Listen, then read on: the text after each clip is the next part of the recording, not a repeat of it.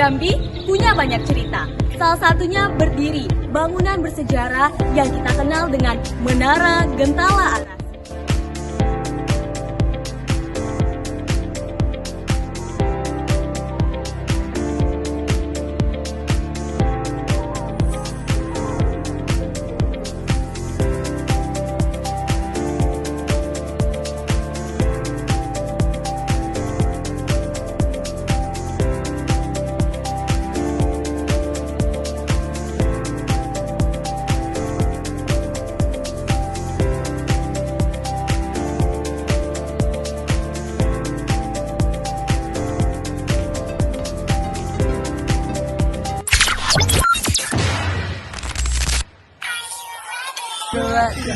Halo guys, jadi hari ini kami akan menjadi tim pencari misteri di Gentala Arasi. Ya nih guys, soalnya tiap bangunan di Gentala Arasi pasti banyak mempunyai pola. Nah, kita lihat nanti ya, karena biasanya yang kelihatan sepele justru malah itu yang penting. Tapi nanti kita malah dikira tim survei bangunan ilegal lagi. Iya lagi. Tapi kan nggak salah kalau kita selidiki, soalnya bangunan ini arsitekturnya sangat unik. Dan aku yakin pasti ada sesuatu yang menarik di atas itu. Nah, bener banget, pasti ada bentuk matematika yang menjadi kunci dari kamar ini.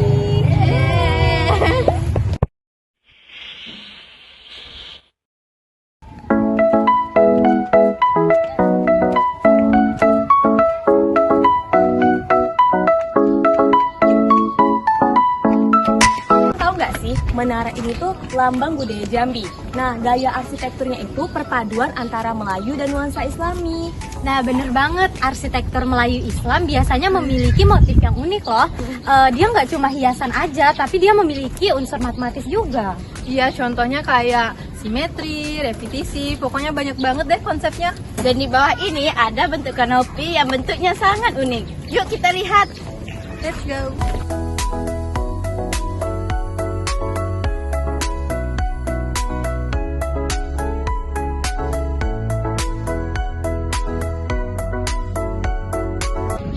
Nah, ini yang aku lihat tadi, bentuk bagian rangkaian ini nih. Ini belah ketupat ya, tapi kok bentuknya memanjang ya? Iya ya, bentuknya rapi banget, kayak pola batu gitu, tapi ini besi-besi. Kalau kita perhatiin lagi, rangkanya ini nih nyilang, terus kayak bentuk jaring gitu. Tapi ini bukan sembarang jaring, inilah yang dinamai belah ketupat.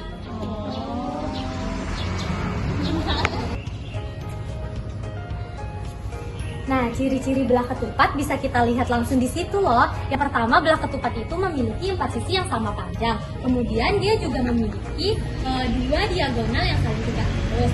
Baru dia juga memiliki 2 sudut yang sama besar. Dia juga memiliki 2 simetri lipat dan juga 1 simetri putar. Oh, pantasan bentuknya kokoh ya, kayak rangka ini yang kunci satu sama lain gitu. Iya dong, coba aja kalau bentuknya lingkaran, udah pasti langsung letter tuh. Iya, kayak aku kalau disuruh lari pagi. Rosa, kamu itu pelajar matematika, bukan olahraga. Iya Rosa, bener banget. Nah, diagonal itulah yang jadi kunci utamanya. Daripada berdiri di sini, mending kita duduk yuk. Ya.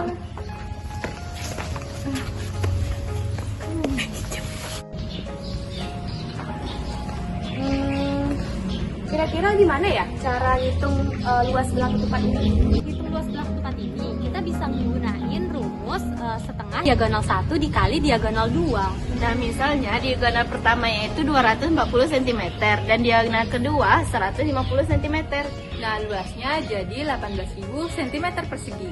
Ih, banyak banget ya, belum lagi ini kerangkanya banyak. Kira-kira berapa ya total semuanya? Kayaknya ini bisa jadi tugas matematika di satu kelas deh. Ih, jangan ide tugas tambahan lagi dong, please.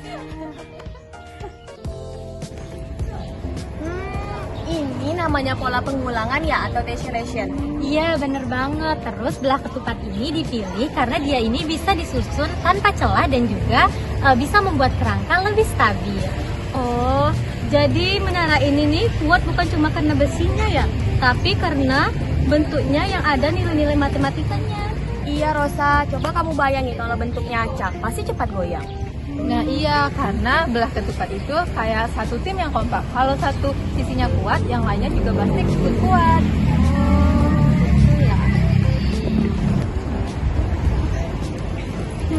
Ini nih kalau dilihat-lihat juga kayak mirip jajar genjang atau persegi loh.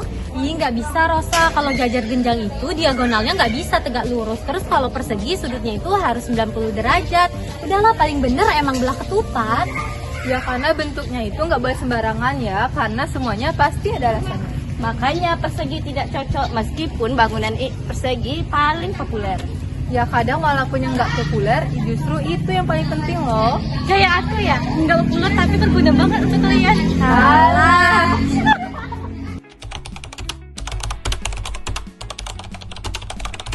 Baru, aku mau tanya dong mengenai jajaran genjang dan belah ketupat. Apa bedanya ya, Pidi? Oh, itu gampang, Oren. Sebelum membedakannya, kamu harus tahu dulu apa itu jajaran genjang dan apa itu belah ketupat. Aku ngelihatnya kok mirip ya. Memang ada kemiripannya, tapi yang pasti keduanya berbeda bentuk. Mari aku jelaskan. Nah, ini adalah gambar dari jajaran genjang dan belah ketupat. Jajaran genjang adalah bangun datar seperti ini. Yang pasti jajaran genjang memiliki 4 sisi. 2 sisi dari jajaran genjang ini saling sejajar. Jadi secara keseluruhan ada 2 pasang sisi yang sejajar pada jajaran genjang. Sisi 1 sejajar dengan sisi 3, sedangkan sisi 2 sejajar dengan sisi 4. Panjang sisi 1 dan 3 itu sama ya, Pidi. Begitu pula panjang sisi 2 dan 4. Benar, Oren. Sisi-sisi yang sejajar ini panjangnya sama, tetapi panjang sisi 1 dan 3 tidak sama dengan panjang sisi 2 dan 4. Oh, begitu. Aku paham sekarang, Pidi. Nah, ini adalah beberapa contoh bangun datar jajaran genjang, Oren. Nah, sekarang belah ketupat, Pidi. Belah ketupat ini memiliki bentuk yang hampir sama dengan jajaran genjang, Oren. Belah ketupat adalah bangun datar yang memiliki 4 buah sisi yang sama panjang. Sisi 1 sejajar dengan sisi 3, sedangkan sisi 2 sejajar dengan sisi 4. Oh, begitu. Jadi bentuknya mirip dengan jajaran genjang ya, Pidi. Hanya saja belah ketupat ini memiliki sisi yang panjangnya sama semua. Benar sekali, Oren. Bagaimana dengan sudutnya, Pidi? Nah, kalau mengenai sudutnya, sifat sudut pada belah ketupat ini sama persis dengan jajaran genjang. Belah ketupat ini memiliki 4 sudut juga karena memiliki 4 sisi. Jadi sudut A akan sama besar dengan sudut C, sedangkan sudut B sama besar dengan sudut D. Tapi sudut A dan C besarnya tidak sama dengan sudut B dan D. Sifatnya benar-benar sama ya dengan jajaran genjang. Iya, Oren, besar sudut yang sama juga hanya sudut-sudut yang berseberangan saja. Nah, ini beberapa contoh bangun datar belah ketupat. Jadi jajaran genjang dengan belah ketupat itu mirip tapi tidak sama. Benar, Oren. Baiklah kalau begitu. Thanks ya, Pidi.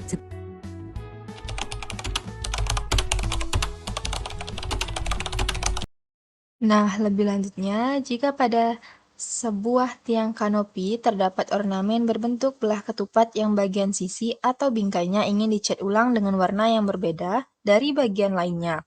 Jumlah ornamen belah ketupat tersebut adalah 40 buah. Setiap belah ketupat memiliki luas 18.750 cm persegi dan salah satu diagonalnya berukuran 250 cm. Nah, untuk pengecetan digunakan cat dengan harga 10.000 per kaleng, di mana satu kaleng cat dapat digunakan untuk mengecat sepanjang 437,4 cm sisi. Berdasarkan informasi tersebut, tentukan total biaya yang harus dikeluarkan untuk mengecat keempat sisi seluruh ornamen belah ketupat pada tiang kanopi tersebut. Nah, berdasarkan soal diketahui bahwa jumlah belah ketupat adalah 40 buah, luas tiap belah ketupatnya 18.750 cm persegi, salah satu diagonal belah ketupat dengan panjang 250 cm, harga catnya 10.000 per kaleng, satu kaleng dapat mengecat 437,4 cm panjang sisi. Maka tentukanlah total biaya yang harus dikeluarkan untuk mengecat keempat sisi seluruh belah ketupat tersebut. Yang pertama kita lakukan adalah menentukan diagonal keduanya menggunakan rumus luas belah ketupat. Luas belah ketupat itu sama dengan setengah dikali diagonal 1 dikali diagonal 2. Maka 18.750 sama dengan setengah dikali 250 dikali diagonal kedua. 18.750 sama dengan 125 diagonal 2. Maka diagonal 2-nya adalah 150 cm. Selanjutnya adalah menentukan panjang satu sisi belah ketupat, yaitu dengan rumus sisi sama dengan akar dari diagonal 1 dibagi 2 kuadrat ditambah diagonal 2 dibagi 2 dikuadratkan. Maka Sisinya adalah akar dari 125 kuadrat ditambah 75 kuadrat, sama dengan akar dari 21.250 sama dengan 25 akar 34, atau senilai dengan 145,8 cm. Setelah mengetahui panjang sisinya, kita dapat menentukan total panjang sisi yang dicat, yaitu menggunakan keliling satu belah ketupat, yaitu 4 kali sisi, jadinya 4 kali 145,8 sama dengan 583,2 cm. Nah, total ada 40 belah ketupat, jadi 40 dikali dengan 583,2 cm sama dengan 23.328 cm. Selanjutnya menentukan jumlah kaleng cat, yaitu 23.328 dibagi dengan 437,4, yaitu senilai dengan 53,3. Karena kaleng cat itu tidak bisa dibeli sebagian kaleng, maka dibutuhkan 54 kaleng, sehingga biaya total yang diperlukan adalah 54 dikali dengan 10.000 sama dengan 540.000. Kalian kerjakan. Setelah dilihat-lihat, Ternyata guys, bangunan sederhana bisa menopang bangunan besar loh. Ya bener banget tuh, menara ini bukan hanya salah satu ikon budaya Jambi, tapi juga salah satu contoh penerapan matematika dalam kehidupan sehari-hari. Dan belajar dari objek nyata jauh lebih seru kan? Setuju! Jadi next kita akan mau cari bentuk apa lagi nih? Ada yang mau ikut misi selanjutnya nggak? Selesai ini dulu, Rosa. Di balik kemegahan Menara Gentala Arasi, ada bentuk kecil yang menguatkan seluruh struktur, yaitu belah ketupat. Simetri yang sederhana, tapi penuh dengan makna. Sampai jumpa lagi saat bertemu kembali. Kenang hari ini hingga dewasa. Rasa yang paling indah, masa-masa kita.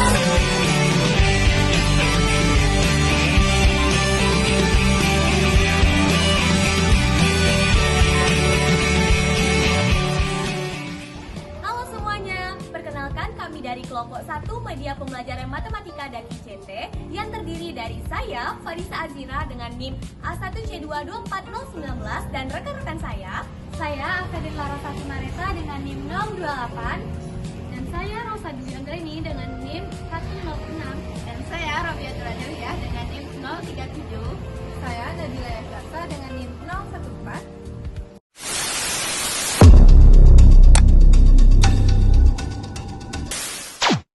Kita sebagai manusia berhak untuk bahagia,